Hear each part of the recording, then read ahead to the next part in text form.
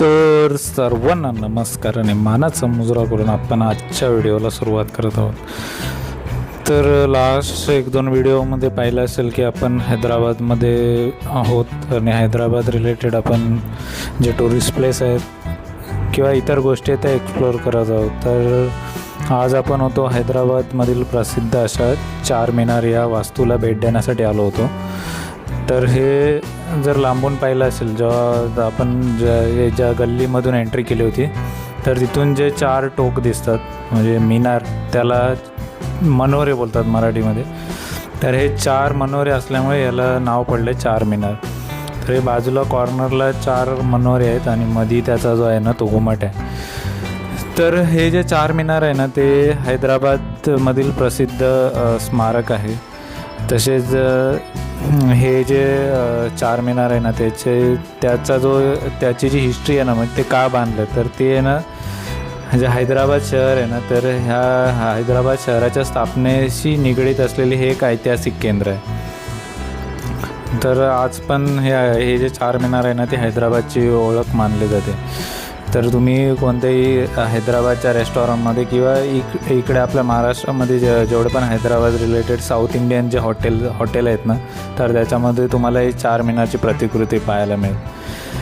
तर हे जे चारमिनार बांधलं ना तर त्याचा इतिहास जो आहे ना तो इतिहास अशा प्रकारे आहे की 16व्या शतकाच्या उत्तरार्धात ना याच्याच बाजूला ना गोलकोंडा फोर्ट आहे आणि गोलकोंडा एरियासुद्धा आहे आणि त्या गोलकोंडा एरियामध्ये हा गोलकोंडा फोर्ट आहे.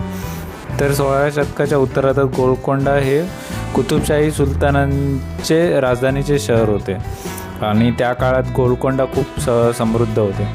परंतु काय आलं की जे तिथलं जो पॉप्युलेशन आहे ना ते वाढत्या पॉप्युलेशनमुळे तिथे वॉटर शॉर्टेज नाही, पाण्याची कमतरता निर्माण झाली. त्यानंतर साथीचे रोग वगैरे अशा समस्या आहेत ना ते पूर्ण शहरामध्ये निर्माण झाल्या आणि त्याच्यामुळे तिथे अशा साथीच्या रोगांसोबत तिथे ना प्लेगची सुद्धा साथ आली होती आणि त्याच्यामुळे शहराचे ना प्रचंड प्रमाणात नुकसान झाले होते. तर कुतुबशाही वंशाचा 5वा सुलतान मोहम्मद कुली कुतुबशाह याने नवीन राजधानी स्थापन करण्याचा निर्णय घेतला. त्याने मुसी नदीच्या काठावर नव्या शहराची स्थापना केली ज्याला पुढे हैदराबाद म्हणून ओळख मिळाली आणि या नव्या शहराच्या मध्यभागी चारमिनार उभारण्यात आले. तर हे जे चारमिनार आहे ना तर हे बरोबर हैदराबाद जी सिटी आहे ना हैदराबाद शहर तर त्याच्याबरोबर सेंटरला हे चारमिनार आहे. तर ही वास्तू ऑलमोस्ट सिमिलर आपल्याकडे जसं गेट ऑफ इंडिया आहे तर त्याप्रमाणेच हा एखादा एंट्रन्स टाईपच वाटतो. तर तुम्ही चारही बाजूनं बघितलात ना तर चारही बाजूने याची जी रचना आहे ना ती रचना सेम आहे. आणि हे जे चारमिनार आणि हा जो बाजूचा एरिया आहे ना तर या एरियाच्या बाजूला एक मार्केट आहे. तर ते मार्केट मोती आणि बँगल्स आहे ना बांगड्या तर त्या बांगड्यासाठी फेमस आहे. तर आपण ह्या चारमिनारच्या चारही बाजू आहेत ना तर चारही बाजू पूर्ण फिरून घेतलं. आधी जेव्हा एंट्री केली होती तेव्हा वाटत होतं की बॅक साईडला काहीतरी वेगळं असेल किंवा साईडला काहीतरी वेगळं असेल, पण चारही ज्या बाजू आहेत ना चारही ज्या बाजू पूर्ण सेम आहेत. तर आपण इकडे वरती हे जे चारमिनार आहे ना तर त्याच्याबरोबर वरती हे जर समोर विंडो टाईप दिसत आहेत ना तर तिकडे फिरण्यासाठी जागा आहे. तर खालतून वरती शिड्याने इकडे जाता येतं. तर एंट्री फी फक्त 20 रुपयेच आहे इथे. तर आपण वरचासुद्धा भाग एक्सप्लोअर करणार आहोत. तर व्हिडिओ शेवटपर्यंत नक्की पहा कारण हैदराबादमधील एक ऐतिहासिक वास्तू आज आपल्याला एक्सप्लोअर करायला मिळणार आहे.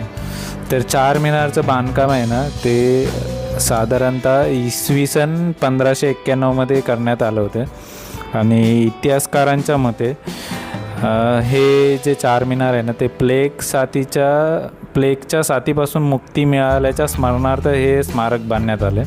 त्याच्यानंतर अजूनसुद्धा काही लोक असे बोलतात की सुलतान मोहम्मद कुली कुतुबशाह आहे ना तर यांचे भागमती नावाच्या तरुणीवरती प्रेम होते. त्यांनी तिला प्रथम ज्या ठिकाणी पाहिले त्याच ठिकाणी चारमिनार बांधले. तथापि अशा गोष्टींचा कोणता ऐतिहासिक पुरावा नाही, पण अशी मानता आहे की तिथले लोक बोलतात की अशा घटना घडल्यात नाही. तर एक म्हणजे जी प्लेगच्या साथीपासून मुक्ती मिळाली म्हणून आणि दुसरी म्हणजे जो सुलतान होता मोहम्मद कुली कुतुबशाह, तर यांनी त्याच्या प्रेयसीच्या आठवण म्हणून हे बांधले. जसं की आपण आग्रा जो आहे तो आग्राचा जो ताजमहल आहे तो सुद्धा त्यांनी स्मरणार्थ बांधला होता. तर तसंच सेम असे काहीतरी ही जी वास्तू आहे तर या वास्तूच्या रिलेटेड अशी कथा आहे, लोक मानतात. तर फायनली आपण आपलं तिकीट बुक केलं. तर इथे अशी सुद्धा सिस्टम आहे, जर तुम्ही कॅश पेमेंट केलात ना तो 25 रुपीज घेतात आणि जर ऑनलाईन पे केलं तर 20 रुपीज. तर 20 रुपीज पे करून तो QR जनरेट होतो आणि तो QR इकडे जो पुढे एंट्री आहे तर तिकडे शो करतो. तर समोर पाहता पॅराडाईज बिर्याणी आहे, हैदराबादमधील फेमस बिर्याणी. तर इथे तुम्ही जर आलात तर नक्कीच पॅराडाईज बिर्याणीसुद्धा आनंद घेऊ शकता. कारण मी सुद्धा आता हे पूर्ण व्हिजिट करून झाल्यानंतर ना तर तिकडे जो पॅराडाईज आहे ना तर पॅराडाईजचा सुद्धा आनंद घेतला होता. तर जर तुम्ही कॅश पेमेंट करा असेल तर हे समोर जे पाहते ना तर ते काउंटर कॅश पेमेंटसाठी आहे. तर इथे जर तुम्ही ऑनलाईन तिकीट काढले असेल तर इथे तुम्हाला आधी शो करावे लागते, नंतरच पुढे जे आहे ते तुम्हाला एंट्री दिली जाते. तर इथे जी लाईन बघताय ना ती जो चार मिनारचा जो वरचा फ्लोअर आहे तर त्या फ्लोअरवरती जाण्यासाठी इकडे लाईन लागली होती.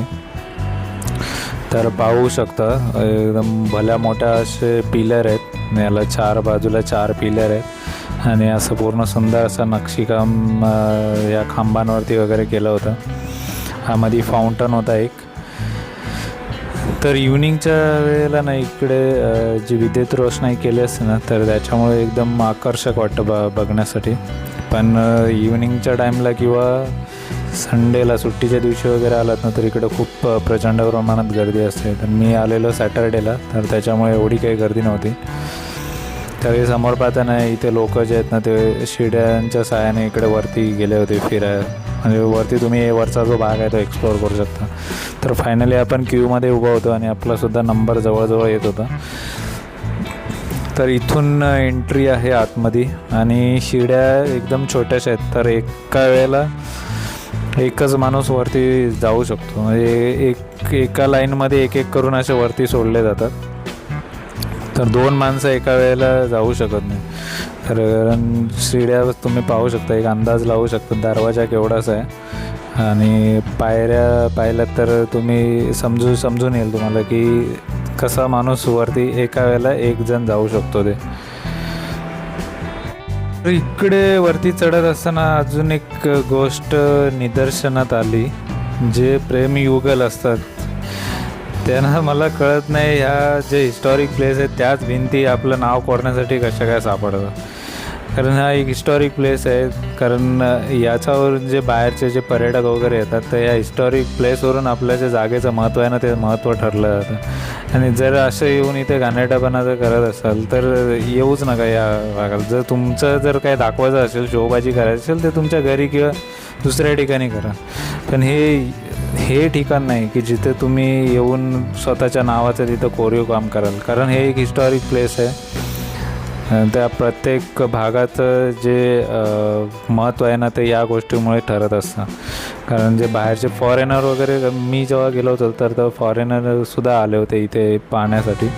तर असे जर कोण बाहेरचे जर व्यक्ती जर व्हिजिट करणार असतील आणि जर अशा जर भिंतीवरती तुमचं रेखीव काम कोरीव काम केलेलं असेल तर त्याचा निगेटिव्ह इम्पॅक्ट पडतो. तर पाहू शकतो फायनली आपण जे आहे ना ते हे या कुतुब मिनारच्या फ्लोअरवरती आलो होतो. तर इकडे पूर्ण आहे ना तर जे खालतून जे छोट्या छोट्या खिडक्या दिसत होत्या ना तर तुम्ही पाहू शकता वरती आल्यानंतर केवढ्या मोठ्या खिडक्या आहेत त्या.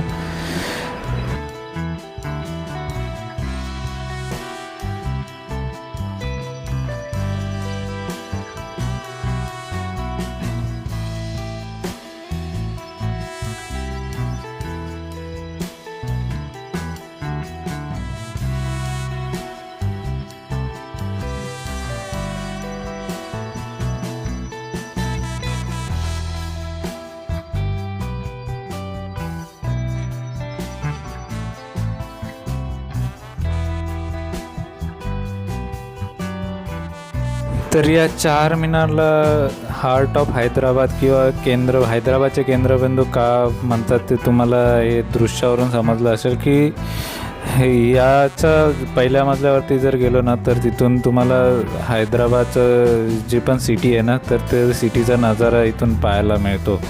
तर त्याच्यामुळेच याला हैदराबादचं केंद्रबिंदू म्हणतात, जिथून तुम्ही हैदराबादची पूर्ण सिटी आहे ना, कारण हे जे पूर्ण चार मिनार आहे ना याच्या पूर्ण चारी बाजू तुम्हाला फिरता येतात आणि चारी बाजूने हैदराबाद जे आहे ना हैदराबाद सिटी पूर्ण तुम्हाला इथून पाहता येऊ शकते. तर हे जे चार मिनार आहेत म्हणजे चार जे मनोरे आहेत तर त्या प्रत्येक मनोऱ्याची जी उंची आहे ना ती 56 मीटर इतकी आहे आणि या मिनारामुळेच या जी वास्तू आहे ना ही वास्तू तर या वास्तूची जी शोभा आहे तर त्या या मिनारामुळेच शोभा याची वाढली आहे. तर हे पाहू शकतो याचं जे रेखीव काम आहे ना ते रेखीव कामच एक वास्तुकलेचं उत्तम उदाहरण आहे. कारण बारीक बारीक बाहेरच्या बाजूने दिसते याचे पूर्ण जे नक्षीकाम आहे ना ते पूर्ण बाहेरच्या बाजूने पाहता येतं. आतल्या बाजूने जस्ट नॉर्मल ज्या वॉल आहेत तर त्या पद्धतीच्या वॉल आहेत आणि ज्या विंडो आहेत तर त्या विंडोला सुद्धा साईडने बारीक बारीक असं नक्षीकाम करण्यात आलेलं आहे.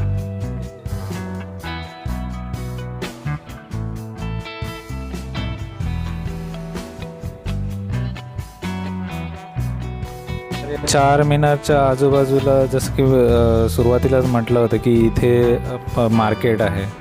तर या पूर्ण चार मिनारच्या चारी बाजूने ना मार्केट आहे आणि त्या मार्केटचं नाव आहे लाड बाजार. आणि त्या लाड बाजारचं खासियत ही आहे की तुम्हाला मोत्यांचे दागिने आणि प्लस तुम्हाला बांगड्या ज्या आहेत ना ते बांगड्या तुम्हाला इथे भेटून जातील. आणि बांगड्या इथे तुम्हाला तुमच्या आवडीनुसार किंवा तुमच्या डिझाईननुसार सुद्धा बनवून भेटतात, कस्टमाइज करता येतात. तर ही खासियत आहे इथल्या मार्केटची. तर छोटे छोटे जे वेंडर आहेत ना ते वेंडरसुद्धा इथं तुम्हाला आजूबाजूला भेटतील आणि जिथे तुम्ही जी शॉपिंग आहे ना ती स्ट्रीट शॉपिंगसुद्धा इथे करू शकता. खास जो फेमस आहे हा जो लाड बाजार तो बँगल्स आणि मोत्यांचे जे दागिने आहेत ना तर त्याच्यासाठी फेमस आहे. परत ज्या कापडी हे आहेत ना म्हणजे बॅग्स वगैरे आहेत तर त्या बॅगसुद्धा इथे तुम्हाला अशा वेगवेगळ्या डिझाईनमध्ये इथे मिळून जातील.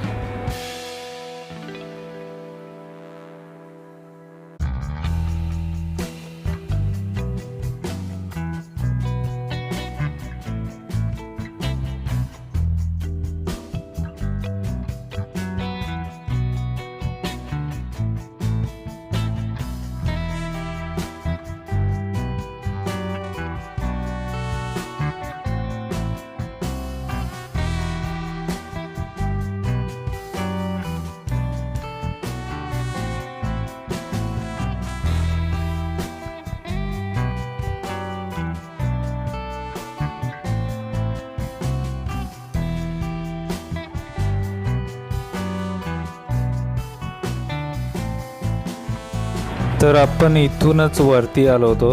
म्हणजे याचा अर्थ आपण पूर्ण जो चार मिनार आहे ना तर चार मिनारला पूर्ण राऊंड मारून झाला होता आणि आपण जिथून आपण एंट्री केली होती तिथे आपण पोचलो होतो. तर जिथून एंट्री केली तर तिथे डाव्या बाजूला एक्झिट आहे. तर आपलं पूर्ण जो चार मिनारचा जो फ्लोअर आहे ना तो फ्लोअर पाहून झाला होता आणि आपण आपल्या घराच्या दिशेने निघालो होतो. तर चार मिनारच्याच बाजूला जसं की मगाशी दाखवलं होतं की तिथे पॅराडाईज बिर्याणी आहे. तर पॅराडाईज बिर्याणी हैदराबादचं जी बिर्याणी आपण म्हणतो ना तर त्याची जर टेस्ट तुम्हाला घ्यायची असेल ना तर one of the best hotel in the Hyderabad is paradise biryani. तर त्याचप्रकारे असे भरपूर सारे हॉटेल्स आहेत जिथे तुम्हाला बिर्याणी मिळून जाईल. त्यापैकी एक म्हणजे पॅराडाईज. दुसरं जे मला आवडली ती टेस्ट म्हणजे नवाब रेस्टॉरंटची. तर तिथेसुद्धा तुम्हाला बिर्याणी जी आहे ना ती बिर्याणी उत्तम चवीची मिळून जाईल. पण व्हेजचं तर मला माहिती नाही, पण नॉनव्हेजमध्ये मटन बिर्याणी जी आहे ना तर इथे खास एकदम मटन बिर्याणी फेमस आहे.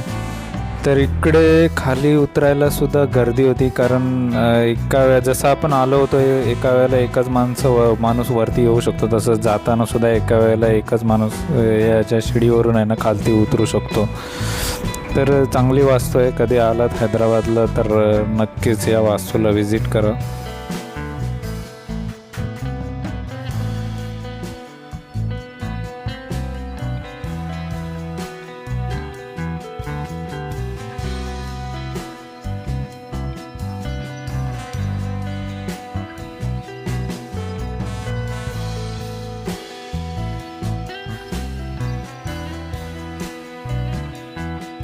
फायनली आपण एक्झिटच्या गेटमधून इकडे बाहेर आलो होतो.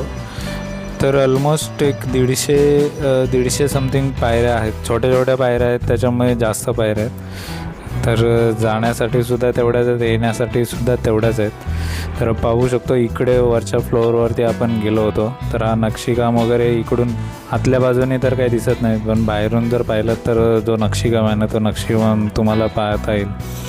तर नक्कीच कधी इकडे आलात ना हैदराबाद पाहायला, तर रामोजी फिल्म सिटी एक आहे टुरिस्ट प्लेस, पण त्याला जर तुम्हाला एक्सप्लोअर करायचं असेल पूर्ण तुम्हाला दिवस द्यावा लागतो. आणि मग जर 2-3 दिवसाचा तुमचा प्लॅन असेल तर नेक्स्ट डेला तुम्ही हे चारमिनार आणि गोलकोंडा फोर्ट वगैरे ते बाजूबाजूला आहे, तर ते तुम्ही सुद्धा ते सुद्धा तुम्ही एक्सप्लोअर करू शकता. तर इकडे सुट्टीच्या दिवशी ऑलमोस्ट इकडे पूर्ण फुल असते, गर्दी असते. प्लस इव्हिनिंगच्या टाईमला इकडे दृश्य भारी असतं, त्यामुळे इव्हिनिंगच्या टाईमला सुद्धा इकडे लोक जास्त असतात. हे जे शूट केलं होतं ना ते पॅराडाईज हॉटेलच्या इथून केलं होतं, त्याच्यामुळे एकदम पॅराडाईज आणि याची हाईट आहे ना जवळजवळ सेम आहे. तर त्याच्यामुळे जो पूर्ण चारमिनार आहे ना तो पॅराडाईजच्या इथून कॅप्चर झाला होता. तर व्हिडिओ शॉर्टपर्यंत पाहिल्याबद्दल तुम्हा सर्वांचे मनापासून आभार. तर पुन्हा भेटूया. आपण हैदराबादमध्ये आहोत. हैदराबादच्या एका नवीन व्हिडिओमध्ये पुन्हा भेटूया. तोपर्यंत काळजी घ्या स्वतःची आणि इतरांची सुद्धा. धन्यवाद.